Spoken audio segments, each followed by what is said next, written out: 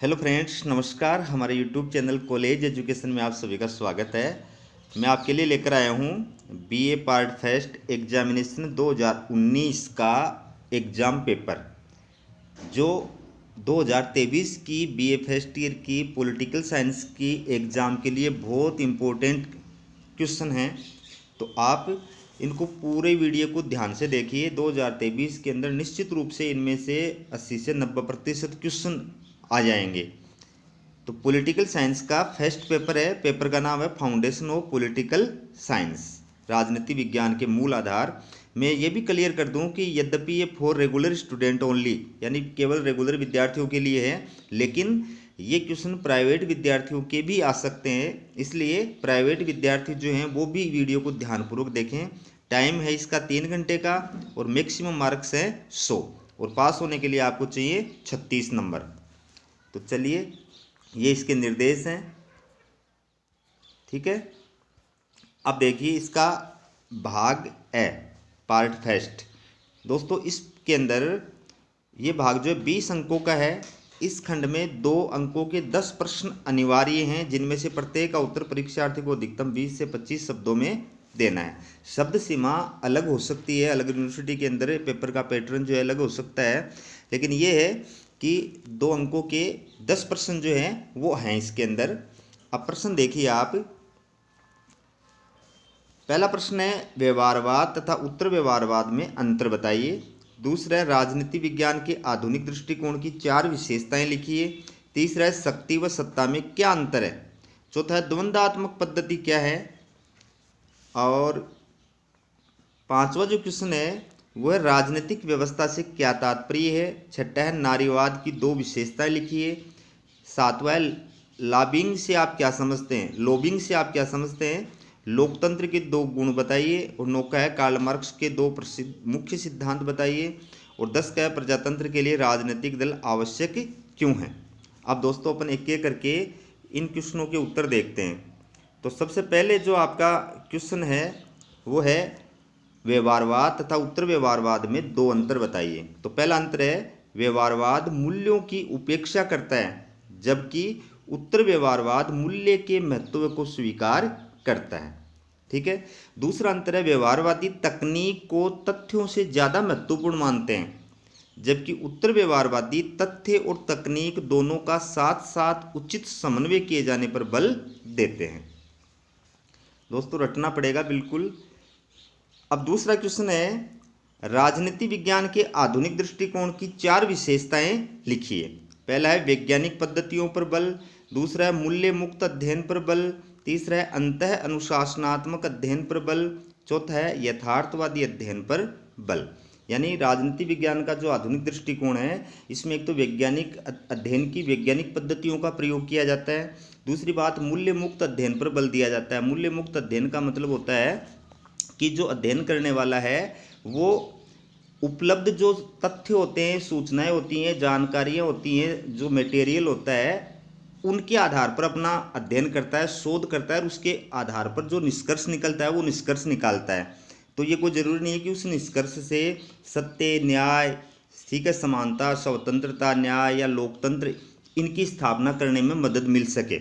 ये मूल्य हैं, स्वतंत्रता, समानता, न्याय, लोकतंत्र, भ्रातृत्व, ये क्या है, मूल्य हैं। तो अपने शोध के जरिए वो इनके फेवर में बात कहे, ये कोई ज़रूरी नहीं है। जो आंकड़े हैं, जो उसके पास शोध का मटेरियल है, उसके ऊपर वो रिसर्च करेगा, शोध करेगा, और उसके आधार पर जो निष्कर्ष निकलता है वो निष्कर्ष वो निकालेगा। फिर है अंतः अनुशासनात्मक अध्ययन पर बल। अंतः अनुशासनात्मक अध्ययन का मतलब है कि राजनीति विज्ञान का अन्य सामाजिक विज्ञानों के संदर्भ में अध्ययन किया जाना चाहिए। यानी अन्य जो सामाजिक विज्ञान होती हैं, जैसे भूगोल है, इतिहास है, अर्थशास्त्र है, मनोविज्ञान है, समाजशास्त्र है, ये व्यक्ति के राजनीतिक व्यवहार को प्रभावित करती हैं, ये राजनीति को प्रभावित करती हैं। इसलिए जब तक हम राजनीति का अध्ययन इन अन्य विषयों के संदर्भ में नहीं करेंगे, तब तक हम राजनीति का सही प्रकार से अध्ययन नहीं कर सकेंगे। फिर है यथार्थवादी अध्ययन पर बल।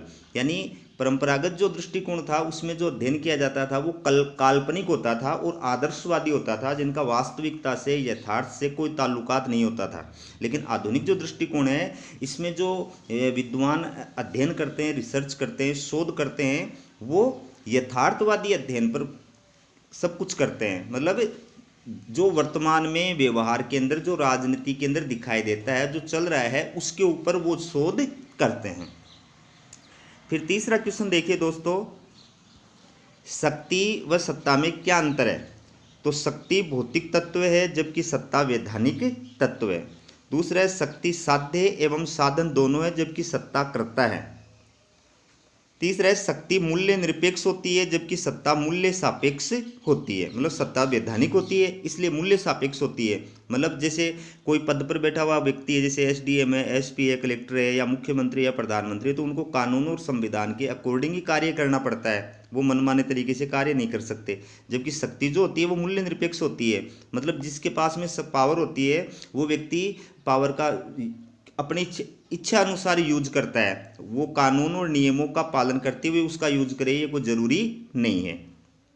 फिर शक्ति का प्रत्यायोजन नहीं किया जा सकता है जबकि सत्ता का प्रत्यायोजन किया जा सकता है। शक्ति जिस व्यक्ति में निहित होती है उसी व्यक्ति में निहित होती है, ठीक है, उसको आप किसी दूसरे व्यक्ति को स्थानांतरित नहीं कर सकते। लेकिन सत्ता जो है वो दूसरे व्यक्ति को स्थानांतरित की जा सकती है। जैसे प्रधानमंत्री के दूत के रूप में या राजदूत के रूप में दूसरे देशों के अंदर जो है हमारे राजदूत रहते हैं, तो वो अपने देश की शक्ति का क्या कर रहे हैं, प्रयोग कर रहे हैं वहाँ पर, ठीक है। इसी प्रकार से मान लो कलेक्टर जो है वो अपना प्रतिनिधि बना करके, जैसे मान लो किसी अधिकारी को आपके गांव के अंदर कोई जांच करने के लिए भेजता है, तो वो अधिकारी जो होता है वो कलेक्टर का प्रतिनिधि होता है, ठीक है। उसके आदेशों का उल्लंघन करने का मतलब कलेक्टर के आदेशों का उल्लंघन माना जाता है, ठीक है। तो शक्ति का प्रत्यायोजन नहीं किया जा सकता है जबकि सत्ता का प्रत्यायोजन किया जा सकता है। चौथा जो क्वेश्चन है वो देखिए, द्वंद्वात्मक पद्धति क्या है? देखिए द्वंद्वात्मक पद्धति मानव समाज तथा चिंतन के विकास और गति के सामान्य नियमों को समझने का एक तरीका है। द्वंद्वात्मक पद्धति के 3 अंग होते हैं, वाद, प्रतिवाद और संवाद, ठीक है। वाद का मतलब सामान्य स्थिति, प्रतिवाद का मतलब उसके विरुद्ध विचार, ठीक है। एक पक्ष होता है, एक विरोधी पक्ष होता है। तो पक्ष हो गया वाद, सामान्य स्थिति वाद, फिर उसका विरोध होगा, विपक्ष होगा, वो हो गया प्रतिवाद। फिर पक्ष और विपक्ष में जो टकराव होगा, विचारों का संघर्ष होगा, उसके परिणाम स्वरूप जो नए विचार उत्पन्न होंगे वो होगा संवाद। फिर अगला क्वेश्चन देखिए, राजनीतिक व्यवस्था से क्या तात्पर्य? देखिए राजनीतिक व्यवस्था के अंतर्गत राज्य और शासन जैसी समस्त वैधानिक संस्थाओं का वैधानिक एवं संस्थागत अध्ययन करने के साथ साथ इनका औपचारिक अध्ययन भी किया जाता है, और साथ ही इन संस्थाओं और इनकी निर्णय प्रक्रिया को प्रभावित करने वाले राजनीतिक और गैर राजनीतिक तत्वों का अध्ययन भी किया जाता है। गैर राजनीतिक तत्व जैसे धर्म है, जाति है, क्षेत्र है, भाषा है, ये राजनीति को और राजनीतिक संस्थाओं को, सरकार को किस प्रकार से प्रभावित करते हैं, इसका भी राजनीतिक व्यवस्था के अंदर अध्ययन किया जाता है। छठा क्वेश्चन है, नारीवाद की 2 विशेषताएं लिखिए। तो पहला है लैंगिक समानता पर बल, दूसरा है महिला सशक्तिकरण पर बल या जोर। अगला 7 का क्वेश्चन है, लॉबिंग से आप क्या समझते हैं? तो देखिए लॉबिंग का अर्थ है व्यवस्थापिका के सदस्यों और प्रशासनिक अधिकारियों को प्रभावित कर उनसे अपने हित में कानूनों या नियमों का निर्माण करवाना या विद्यमान कानूनों या नियमों में संशोधन करवाना क्या कहलाता है? लॉबिंग कहलाता है। जैसे मान लो कोई अधिकारी है, वो कोई गांव के विरुद्ध या कोई जाति विशेष के विरुद्ध कोई निर्णय डिसीजन ले रहा है, तो उस गांव के या उस जाति के सारे लोग इकट्ठे होकर के उस अधिकारी के पास जाए और उस पर दबाव डाले कि ये निर्णय जो है रद्द नहीं करोगे तो हम आंदोलन कर देंगे, तो उस अधिकारी को बाध्य होकर के वो निर्णय रद्द करना पड़ता है। इसी प्रकार जैसे प्रधानमंत्री मोदी ने, मान लीजिए सरकार ने जो है किसानों के लिए वो 4 कृषि कानून बनाए थे, फिर किसानों ने क्या किया, दबाव डाल करके और सरकार से वो कानून रद्द करवाए, ठीक है। तो ये क्या कहलाता है? लॉबिंग, कि दबाव डाल करके किसी संगठन के द्वारा दबाव डाल करके और अपने हित में जो है कार्य करवाना। 8 का क्वेश्चन है, लोकतंत्र के 2 गुण बताइए। तो पहला है लोकमत पर आधारित शासन, दूसरा जन कल्याण पर आधारित शासन, लोकमत मतलब जनता की राय, कि लोकतांत्रिक शासन जो होता है वो जन इच्छा जनता की राय से कार्य करता है। इसमें सरकार जो बनती है वो जनता की इच्छा से बनती है, सरकार जो कार्य करती है वो भी जनता की इच्छा से ही करती है। दूसरी बात जन कल्याण पर आधारित शासन, कि लोक जनतंत्र जो होता है, लोकतंत्र जो होता है वो जन कल्याण पर आधारित शासन होता है, क्योंकि इसमें जनता के कल्याण को विशेष महत्व दिया जाता है। वही सरकार जो है वो पद पर रह सकती है जो जनता के हित के अनुसार कार्य करती है, शासन का संचालन करती है। अगला जो क्वेश्चन है वो देखिए, कार्ल मार्क्स के दो मुख्य सिद्धांत बताइए। तो पहला है द्वंद्वात्मक भौतिकवाद का सिद्धांत, दूसरा है अतिरिक्त मूल्य का सिद्धांत। अगर चार सिद्धांत पूछ लिए तो वर्ग संघर्ष का सिद्धांत और इतिहास की आर्थिक व्याख्या का सिद्धांत। फिर लास्ट 10 का जो क्वेश्चन है लघुतरात अति लघुतरात्मक, वो है प्रजातंत्र के लिए राजनीतिक दल आवश्यक क्यों है। देखिए पहला, राजनीतिक दलों को लोकतंत्र का प्राण कहा जाता है, इनके बिना आधुनिक लोकतांत्रिक शासन व्यवस्था का संचालन संभव नहीं है। देखो आधुनिक समय में लोकतंत्र का कौन सा रूप प्रचलित है, अप्रत्यक्ष लोकतंत्र का, जिसको प्रतिनिधियात्मक लोकतंत्र कहा जाता है, यानी जिसमें शासन का संचालन जनता द्वारा चुने गए प्रतिनिधियों के माध्यम से किया जाता है। तो ये प्रतिनिधि चुनने का कार्य, प्रतिनिधियों को टिकट देने का कार्य, उनके पक्ष में प्रचार करने का कार्य, ये सब कुछ प्रोसेस जो है वो राजनीतिक दलों के द्वारा ही किया जाता है, पार्टियों के द्वारा ही किया जाता है। अगर पार्टियां नहीं होंगी तो ये प्रतिनिधियात्मक प्रजातंत्र जो है वो कार्य नहीं कर सकता। दूसरा, लोकतंत्र में राजनीतिक दल लोकमत के निर्माण तथा उसकी अभिव्यक्ति के सर्वाधिक महत्वपूर्ण साधन होते हैं। लोकतंत्र के अंदर राजनीतिक दल इसलिए भी आवश्यक है क्योंकि ये लोकमत का निर्माण करते हैं और उसकी अभिव्यक्ति करते हैं। लोक मतलब जनता की राय, कोई भी मुद्दा होता है, कोई भी समस्या होता है, कोई भी इश्यू होता है, उस पर वो जो है आपस में चर्चा करके, बहस करके और जनता की उस विषय पर, उस मुद्दे पर राय कायम करने का कार्य करते हैं। अब देखिए दोस्तों, पार्ट सेकंड भाग ब। देखिए द्वितीय भाग 20 अंकों का है। इस भाग में 5 अंकों के 4 प्रश्न अनिवार्य हैं, जिनमें से प्रत्येक का उत्तर 150 शब्दों में अपेक्षित है। तो अलग अलग यूनिवर्सिटी के अंदर हो सकता है इसका पैटर्न अलग हो, लेकिन आपको पैटर्न पे ध्यान नहीं देना, आपको क्वेश्चन पे ध्यान देना है। क्वेश्चन जो है वो आपके लिए इम्पोर्टेंट है। तो इसमें 4 क्वेश्चन देखिए। शक्ति की अवधारणा का विश्लेषण कीजिए, इसके विभिन्न स्रोतों की विवेचना कीजिए। दूसरा है अराजकतावाद और साम्यवाद में 4 समानताएं बताइए। तीसरा है लोकतांत्रिक समाजवाद से आप क्या समझते हैं, लोकतांत्रिक समाजवाद के 2 गुण व दोषों की विवेचना कीजिए। और चौथा है कार्यपालिका के किन्हीं 4 कार्यों को इंगित कीजिए। तो दोस्तों अब इसका उत्तर देखिए। पहले प्रश्न का, शक्ति की अवधारणा का विश्लेषण कीजिए, इसके विभिन्न स्रोतों की विवेचना कीजिए। तो देखिए, शक्ति राजनीति विज्ञान की आधारभूत अवधारणा है। प्राचीन यूनानी विचारकों से लेकर आधुनिक राजनीतिक विचारकों आदि सभी ने शक्ति के महत्व को स्वीकार किया है। अब है शक्ति की परिभाषा और अर्थ। दोस्तों मैंने बहुत सरल शब्दों के अंदर, कि आपको समझ में आ जाए इस भाषा शैली के अंदर जो है, और ये उत्तर लिखे हैं। तो आपसे निवेदन है कि आप वीडियो को लाइक भी करना और सब्सक्राइब तो अभी कर दो, सब्सक्राइब वाला बटन तो अभी दबा दो ताकि मेरे को मोटिवेशन मिले, ठीक है। तो देखिए अब शक्ति की परिभाषा और अर्थ। देखिए शक्ति की परिभाषा और अर्थ के बारे में विद्वानों में एक मत नहीं है। शक्ति की प्रमुख परिभाषाएं निम्नलिखित है। तो यहाँ पर मैंने 2 विद्वानों की परिभाषा दी, आपको इनको बिल्कुल रटना है अच्छी तरह, परिभाषा सेम टू सेम लिखनी होती है। रॉबर्ट बायरस्टेड के अनुसार देखिए, शक्ति बल प्रयोग की योग्यता है, न कि उसका वास्तविक प्रयोग। दूसरी जो परिभाषा है वो है आर्गेन्स्की के अनुसार। क्या कहा है, शक्ति दूसरे के आचरण को अपने लक्ष्यों के अनुसार प्रभावित करने की क्षमता है। ये दोनों परिभाषाएं आपको ऐसी की ऐसी रटनी है, ठीक है।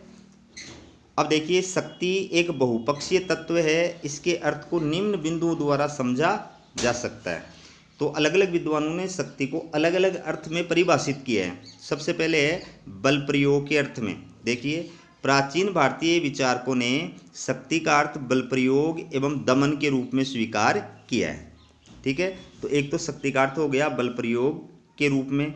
दूसरा अर्थ है इसका नियंत्रण के अर्थ में। कुछ विद्वान शक्ति को नियंत्रण के रूप में स्वीकार करते हैं, उनका कहना है कि शक्ति व्यक्तियों के व्यवहार को नियंत्रित करती है अथवा नियंत्रित करने की क्षमता रखती है। कुछ विद्वानों ने शक्ति को नियंत्रण के अर्थ में भी स्वीकार किया है कि जिसके पास शक्ति होती है वो व्यक्ति दूसरे के व्यवहार को नियंत्रित कर सकता है, अपने अनुकूल जो है बना सकता है। ठीक है। फिर तीसरा जो अर्थ बताया वो है बल प्रयोग करने की संभावना के अर्थ में। देखिए, शक्ति में बल सदैव मौजूद रहता है, इसके द्वारा कभी भी बल का प्रयोग करने की संभावना रहती है। तो दोस्तों, शक्ति जिसके पास में होती है उसके पास ऑटोमेटिक बल तो अपने आप ही होता है। तो कुछ विद्वानों ने शक्ति को बल प्रयोग करने की संभावना के अर्थ में प्रयुक्त किया है कि जिसके पास में शक्ति होती है, चूंकि उसके पास बल होता है, अब जिसके पास बल है तो वो कभी भी उसका प्रयोग कर सकता है, क्योंकि हर व्यक्ति को पता है कि इसके पास शक्ति है यानी इसके पास बल है और वो कभी भी इसका प्रयोग कर सकता है। ठीक है। तो उन्होंने बल प्रयोग की संभावना के अर्थ में भी इसको प्रयुक्त किया है। चौथा जो है अर्थ बताया मनुष्य की सामान्य प्रवृत्ति के अर्थ में। देखिए, शक्ति मनुष्य स्वभाव की मूल प्रवृत्ति होती है। प्रत्येक व्यक्ति अन्य व्यक्तियों की तुलना में अधिक शक्तिशाली होना चाहता है।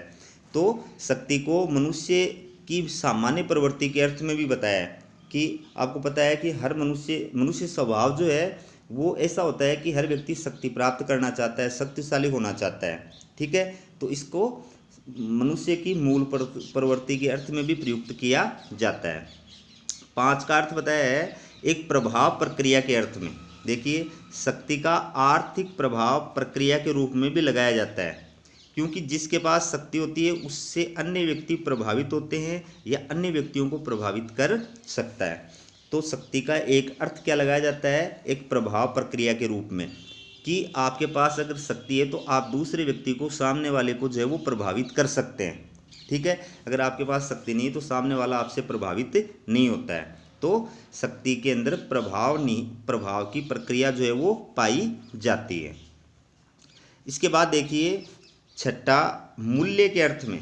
देखिए, शक्ति को मूल्य के अर्थ में भी स्वीकार किया जाता है। कुछ विद्वान इसे आदर्शवादी मूल्य के रूप में और कुछ इसे यथार्थवादी मूल्य के रूप में स्वीकार करते हैं। तो शक्ति का एक अर्थ क्या माना जाता है, मूल्य के रूप में। ठीक है, कि हर आदमी जो है वो शक्ति प्राप्त करना चाहता है। अब देखिए, शक्ति के स्रोत, मतलब शक्ति कहाँ से उत्पन्न होती है, शक्ति के स्रोत क्या है। पहला है ज्ञान। देखिए, ज्ञान शक्ति का सबसे महत्वपूर्ण स्रोत है, क्योंकि ज्ञान की मदद से व्यक्ति नेतृत्व कर सकता है और अन्य व्यक्तियों के आचरण को अपने अनुकूल प्रभावित कर सकता है।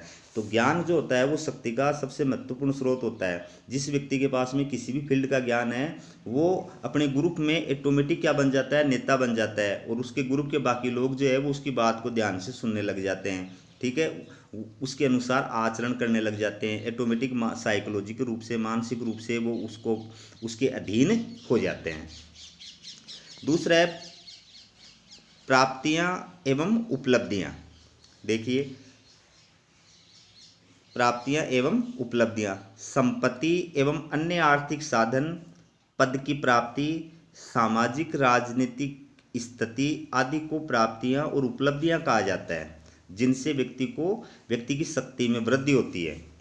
तो प्राप्ति और उपलब्धियों का मतलब क्या है कि आपके पास संपत्ति है या अन्य कोई आर्थिक साधन है, जैसे मान लो बढ़िया आपके पास में स्टैंडर्ड की गाड़ी है, ठीक है, बढ़िया बिल्डिंग है, बढ़िया प्लाट है, बढ़िया फ्लैट है, ठीक है, या आप किसी बढ़िया पोस्ट के ऊपर हैं, या आपकी सामाजिक और राजनीतिक स्थिति बहुत अच्छी है।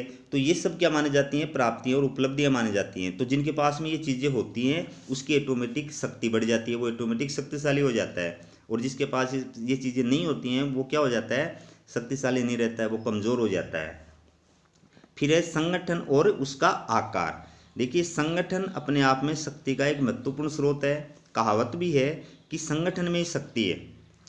फिर किसी संस्था या संगठन का आकार जितना बड़ा होता है वो उतना ही शक्तिशाली माना जाता है। तो शक्ति का एक स्रोत और क्या है, संगठन और उसका आकार। पहली बात तो संगठन, कि संगठन एक शक्ति का अपने आप में बहुत बड़ा स्रोत होता है। अगर अकेला व्यक्ति कोई बात कहता है तो उसकी कोई नहीं सुनता है। वो व्यक्ति अगर 100 या 500 या 1000 व्यक्ति इकट्ठे होकर के और सरकार से या अधिकारी से या किसी व्यक्ति से अपनी बात कहते हैं तो उसकी बात का वैल्यू होती है, प्रभाव होता है और सामने वाले को झुकना पड़ता है। तो संगठन में शक्ति होती है। ठीक है।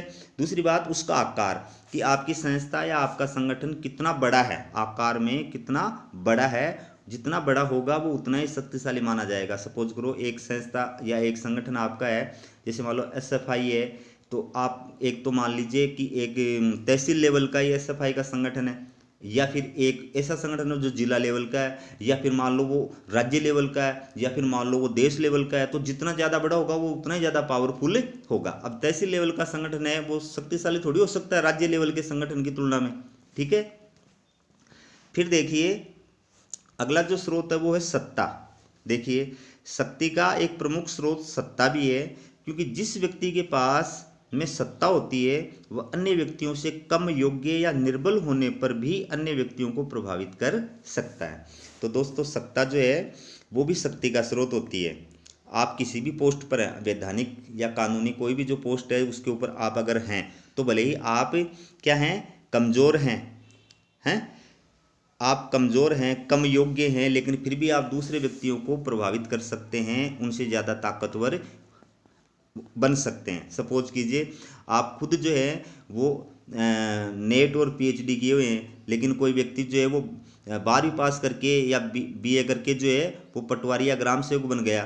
तो अब नेट और PhD किया हुआ आदमी भी अगर पटवारी के पास जाता है तो उसको हाथ जोड़ करके पटवारी को नमस्कार करना ही पड़ता है।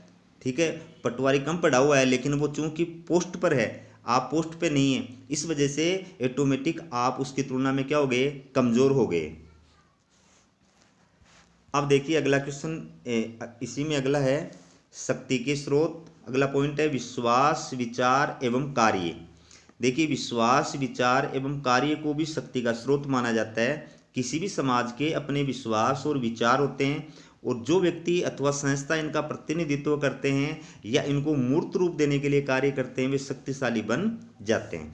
तो दोस्तों विश्वास, विचार और कार्य भी शक्ति का स्रोत होते हैं, कि हर समाज के अपने विश्वास, विचार और कार्य होते हैं। अब अगर कोई व्यक्ति या संस्था या संगठन उन विश्वास, विचारों के अकॉर्डिंग जो है काम करता है और उनका प्रतिनिधित्व करता है तो उसके पास में ऑटोमेटिक पावर आ जाती है, वो ऑटोमेटिक प्रभावशाली बन जाता है, ताकतवर बन जाता है। For example colonel Kirori Singh Bainsla. ठीक है। इन्होंने जब गुर्जरों का प्रतिनिधित्व किया, उनके विचारों को और उनके विश्वासों को महत्व दिया, प्रतिनिधित्व किया। ठीक है। तो फिर क्या हो गया, वो गुर्जर समाज के लोकप्रिय नेता बन गए, शक्तिशाली नेता बन गए। इसी प्रकार से भीम आर्मी के आपके चंद्रशेखर आज़ाद। ठीक है।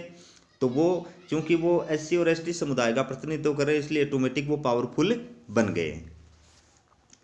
फिर अगला जो पॉइंट है छठा लास्ट पॉइंट है शक्ति के स्रोत, परिस्थितियाँ। देखिए परिस्थितियों को भी शक्ति का स्रोत माना जाता है। परिस्थितियों के अनुकूल होने पर व्यक्ति निर्बल भी शक्तिशाली बन जाता है और प्रतिकूल होने पर शक्तिशाली व्यक्ति भी निर्बल बन जाता है। तो परिस्थितियाँ जो हैं वो भी शक्ति का स्रोत होती हैं। परिस्थितियाँ व्यक्ति को ताकतवर बनाती हैं, शक्तिशाली बनाती हैं, और परिस्थितियाँ ही व्यक्ति को कमज़ोर बना देती हैं। अब अगला क्वेश्चन है, ये है अराजकतावाद और साम्यवाद में समानता। ठीक है। तो क्या क्या समानता है, पहला है राज्य का विरोध।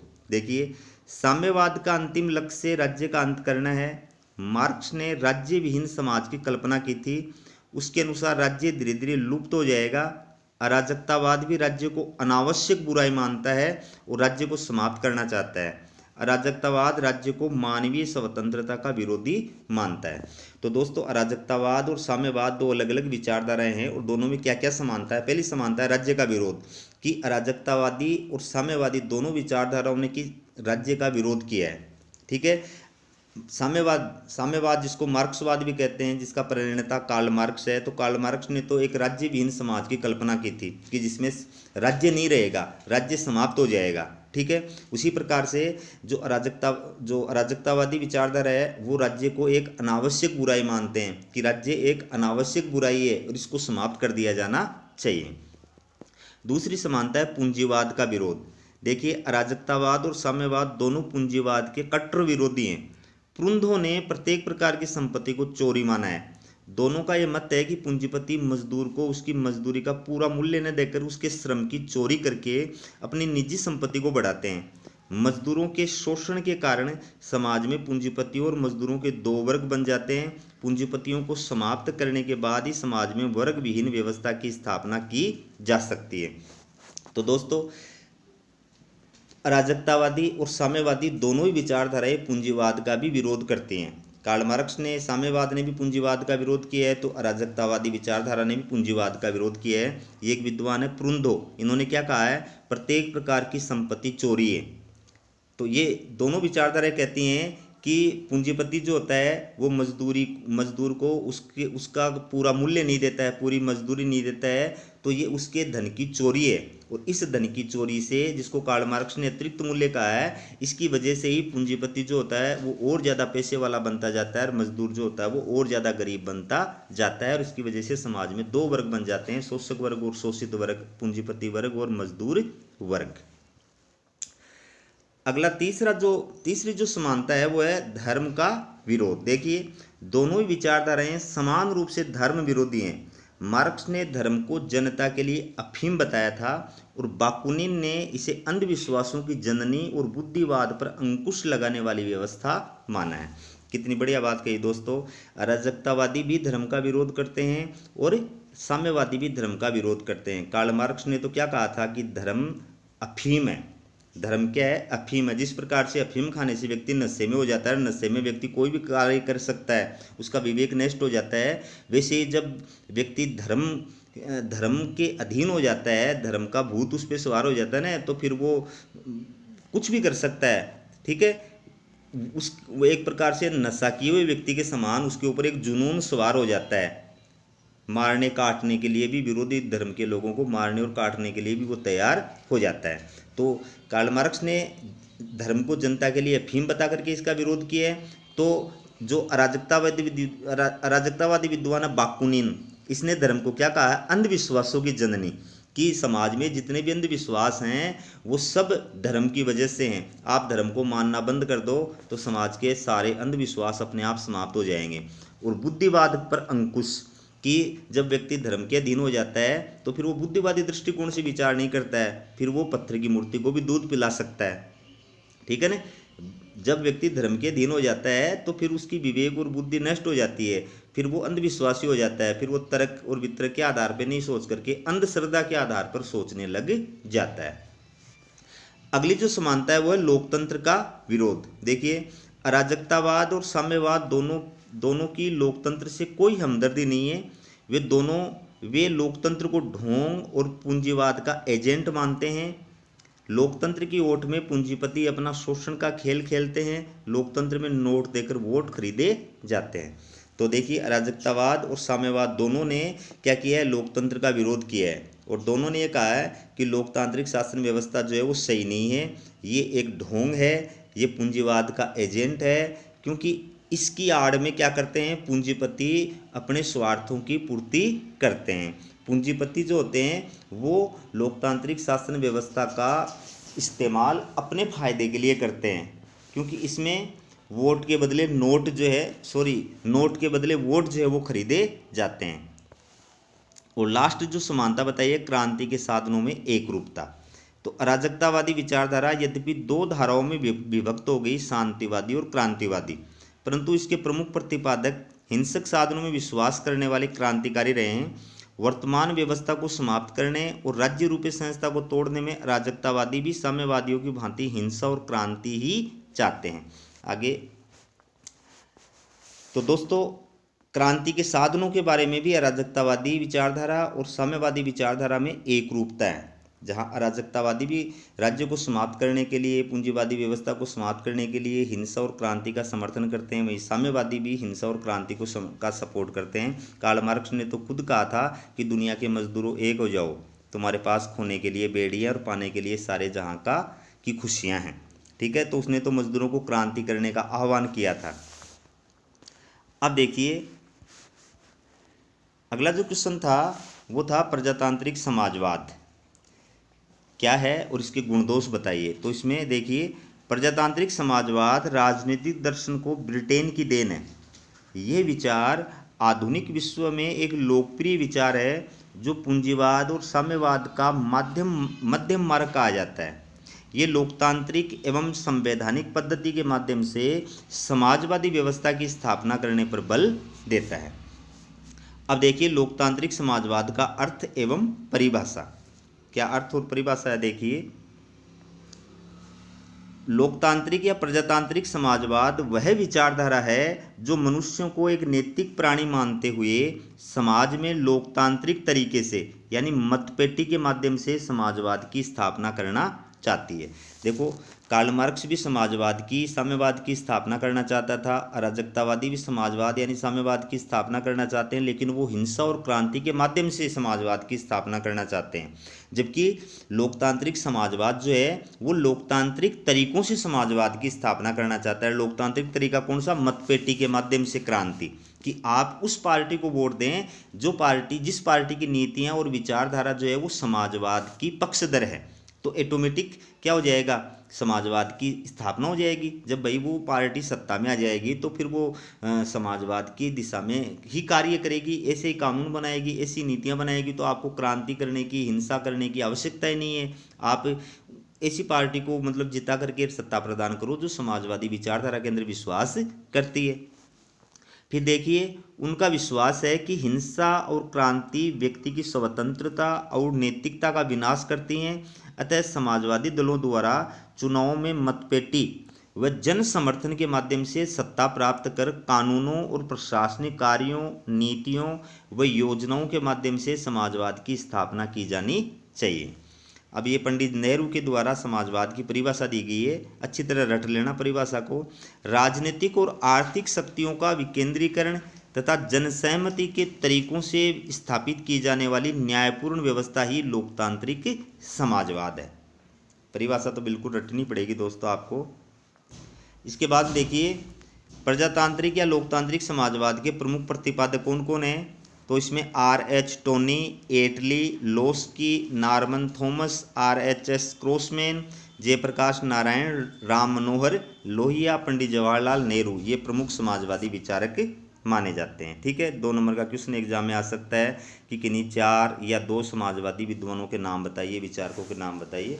ठीक है, अब है दोस्तों प्रजातांत्रिक या लोकतांत्रिक समाजवाद के गुण। तो पेपर में 2 जो क्वेश्चन है उसमें 2 गुण पूछे गए हैं। तो पहला गुण देखिए, यह व्यक्ति और समाज दोनों के हितों के बीच सामंजस्य स्थापित करने के लिए प्रयत्नशील है। तो लोकतांत्रिक समाजवादी जो व्यवस्था है वो व्यक्ति और समाज दोनों के बीच में क्या करती है, सामंजस्य स्थापित करने का कार्य करती है, पहला गुण। दूसरा गुण है यह पूंजीवाद और साम्यवाद दोनों के ही दोषों से परिचित है और अपने आप को उनसे दूर रखने का प्रयत्नशील है। तो लोकतांत्रिक समाजवाद जो है वो पूंजीवादी व्यवस्था और साम्यवादी व्यवस्था दोनों के दोषों से परिचित है, तो दोनों के दोषों को लोकतांत्रिक समाजवाद में दूर करने का प्रयास किया जाता है। यानी लोकतांत्रिक समाजवाद में पूंजीवादी व्यवस्था के दोष भी नहीं पाए जाते हैं और साम्यवादी व्यवस्था के दोष भी नहीं पाए जाते हैं। तो इसमें दोस्तों 2 ही गुण पूछे गए हैं, बाकी आप चाहें तो इसके गुण और पढ़ सकते हैं, पूरे गुण दिए हुए हैं। अगर मान लो एग्जाम के अंदर 4 पूछ ले मान लीजिए छोटे वाले प्रश्न में, तो अगला और देख लो। तीसरा देखिए, यह राजनीतिक और आर्थिक स्वतंत्रता दोनों पर बल देती है।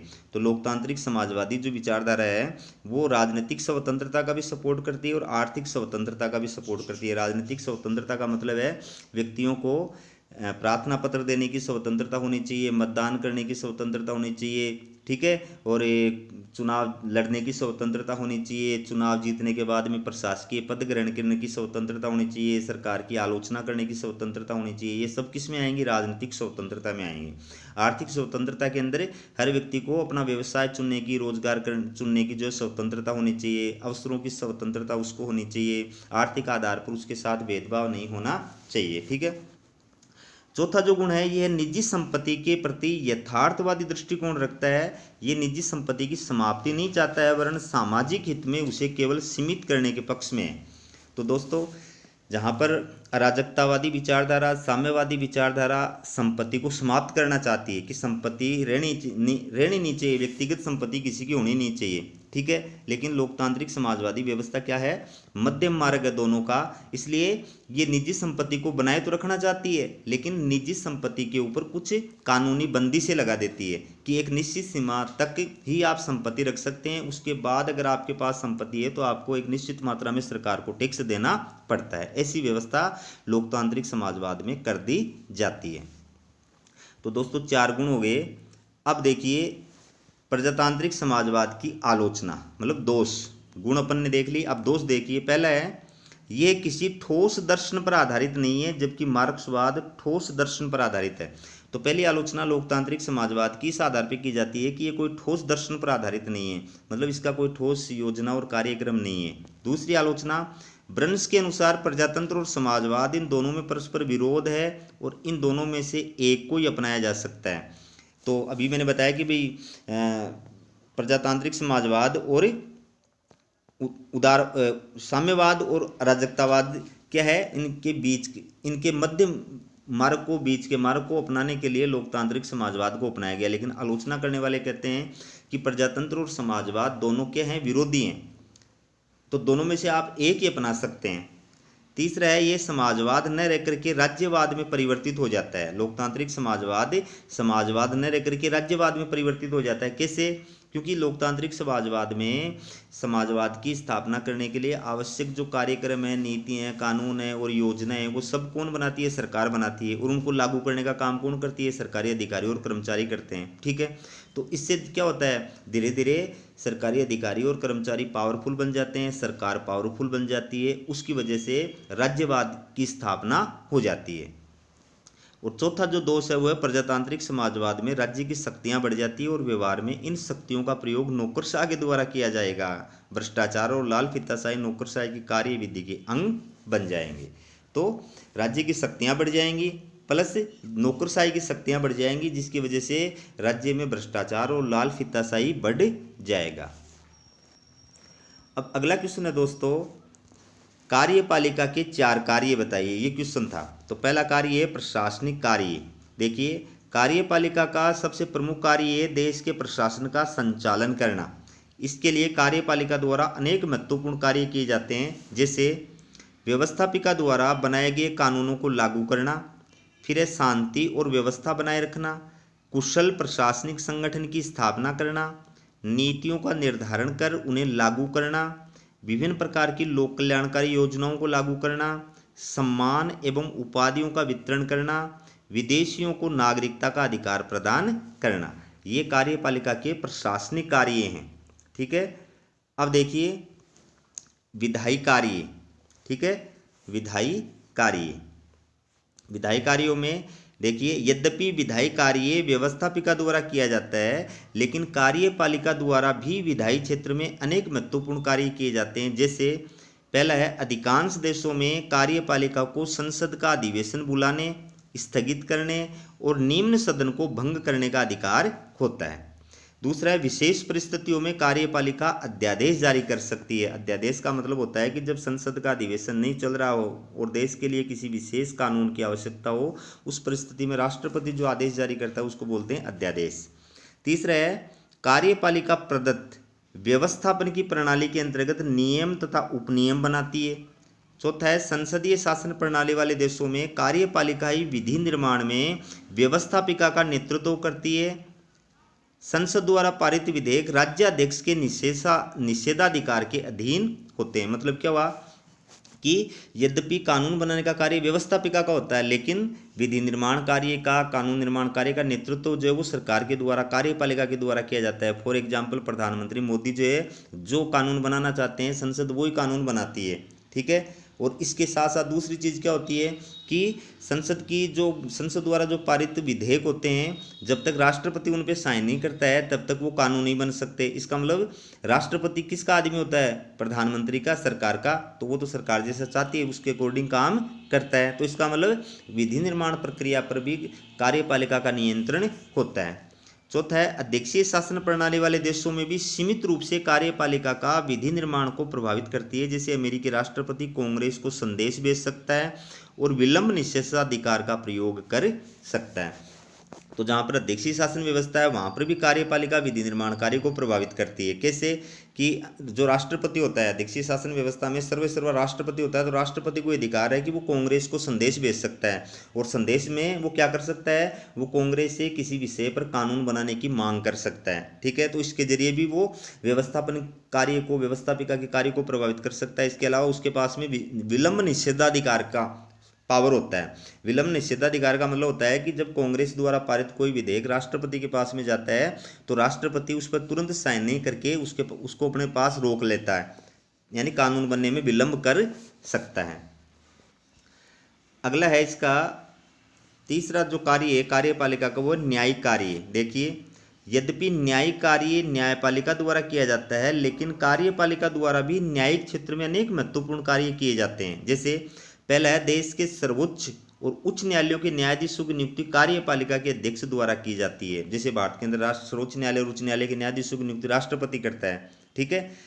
दूसरा, कार्यपालिका का प्रधान क्षमादान की शक्ति रखता है। वह न्यायालय द्वारा दंडित व्यक्ति की सजा को कम कर सकता है, स्थगित कर सकता है या क्षमा कर सकता है। तो ये भी न्यायिक कार्य हो गया न्यायपालिका का, कि कार्यपालिका का जो प्रधान है, जैसे अपने यहाँ राष्ट्रपति है तो राष्ट्रपति को क्षमा प्रदान करने की शक्ति प्राप्त है। वो किसी भी कोर्ट के द्वारा दंडित व्यक्ति की सजा को कम कर सकता है, माफ भी कर सकता है, स्थगित भी कर सकता है।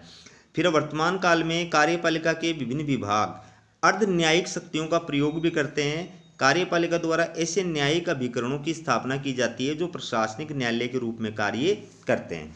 तो कार्यपालिका के पास में ये भी पावर होती है कि वो किसी भी विषय पर, किसी भी मतलब विषय पर क्या कर सकता है, किसी ट्रिब्यूनल यानी न्यायाधिकरण की नियुक्ति कर सकता है, न्यायाधिकरण का गठन कर सकता है। तो उस मुद्दे से, उस विषय से रिलेटेड डायरेक्ट आप अपना केस है, वाद है, वो वहाँ पर दायर कर सकते हैं। ठीक है, तो ये हो गया उसका अर्ध न्यायिक कार्य। फिर देखिए चौथा नंबर का कार्य वित्तीय कार्य। देखिए, वित्तीय कार्य में कार्यपालिका द्वारा देश का वार्षिक बजट तैयार किया जाता है और उसे व्यवस्थापिका की स्वीकृति के लिए प्रस्तुत किया जाता है। तो वित्तीय कार्य भी कार्यपालिका के द्वारा किया जाता है। कार्यपालिका का मतलब प्रधानमंत्री और मंत्रिमंडल। तो मंत्रिमंडल के अंदर वित्त मंत्री जो होता है वो बजट तैयार करता है और उसको संसद के अंदर व्यवस्थापिका के अंदर प्रस्तुत करता है और उसको पारित करवाने का कार्य करता है।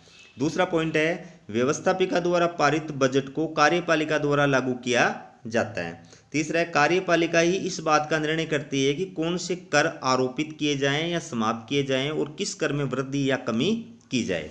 तो कौन सा नया टैक्स लगाना है, किस टैक्स को हटाना है, ये कार्य भी कार्यपालिका के द्वारा ही किया जाता है।